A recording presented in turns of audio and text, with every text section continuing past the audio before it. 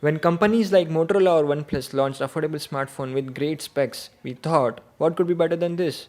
Well, LETV Lay 1S is answer to that. This is Deepak from Tech Debate. What's going on, everybody? Let's have a look at LETV Lay 1S.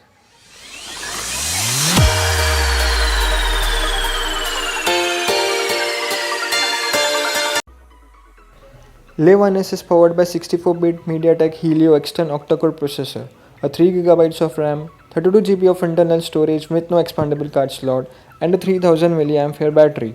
Letv runs on LETV's EUI on top of Android Lollipop. At first it was a bit confusing to us, but later we got used to the looks of it.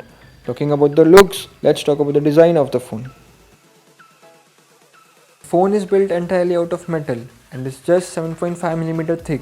The chamfered edges on the side of the phone gives it a premium look and feel.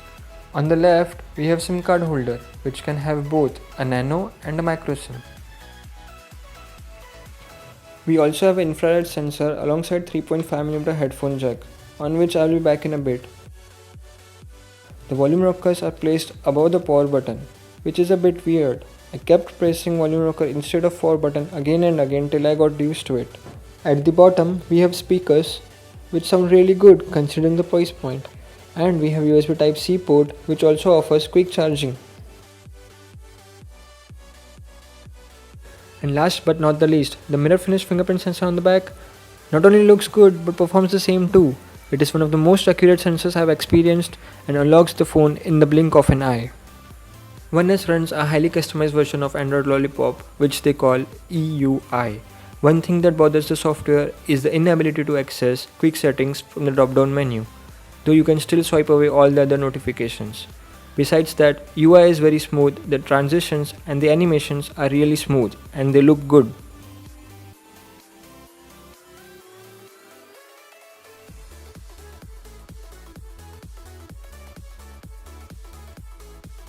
App opening and closing times are quick enough, switching between apps is smooth and the overall performance is great.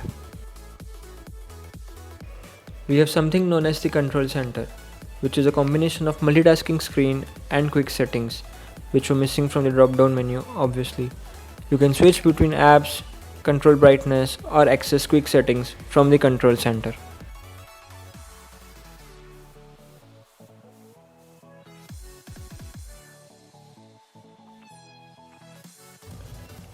I like the part where you can unlock the screen from the direction you swiped up. It comes handy when you're using the phone with one hand. Like other Chinese OEMs, this one also lacks a dedicated app drawer, though you can install a third-party launcher if you want a dedicated app drawer. EUI offers some nice pre-built themes to suit your taste.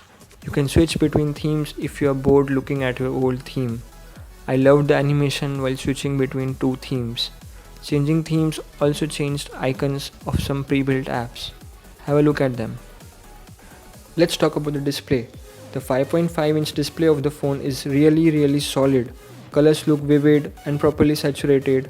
Contrast is good enough. We had no problems viewing it in direct sunlight. The viewing angles are also good. You would not find such a good display in a smartphone of this price range. Really nothing to complain here. There are a bunch of customizations offered by EUI. First is color mode, which lets you change picture quality to more vivid or natural looking or softer colors.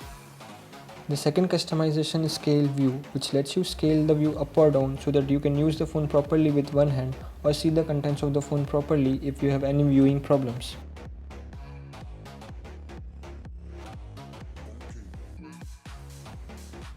The third customization is the control center. Yes, you can customize the control center, not fully but partially enough. You can arrange the order of quick settings according to your priority. Just go to settings, choose control center and move the items up or down. Those changes would be reflected in the control center. The fourth customization is the app permissions, which came to Android Marshmallow, but LETV has given its users authority to manage app permissions. You can allow or deny apps to use certain permissions. Since the phone is not running Android Marshmallow, some apps may crash if you deny certain permissions. Now let's talk about the infrared sensor. Surprisingly enough, LETV has offered an infrared sensor in this phone, which hardly any phone in the price range offers.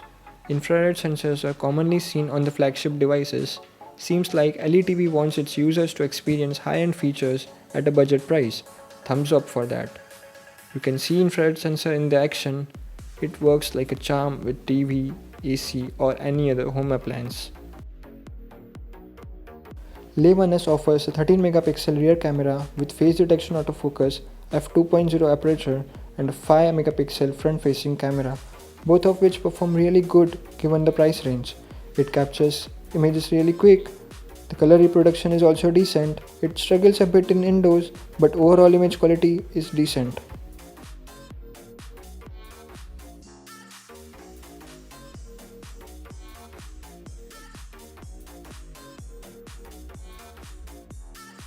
When in outdoor lighting conditions, the performance of the camera is not less than a flagship.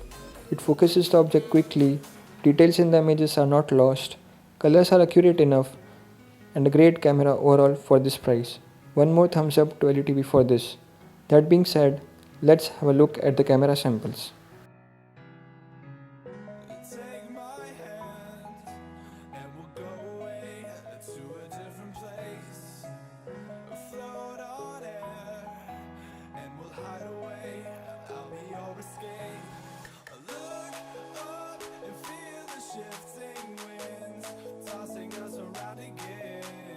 Hold tight. So should you buy this phone if your budget of around 12,000 rupees? Yes, there is no second thought to that. We did not expect much from this phone in the beginning, but it has stood up strong and proved us wrong. Great job LETV, great job. Press like if you liked the video, feel free to comment if you have any questions and don't forget to subscribe. This is Deepak signing off. See you guys in the next video.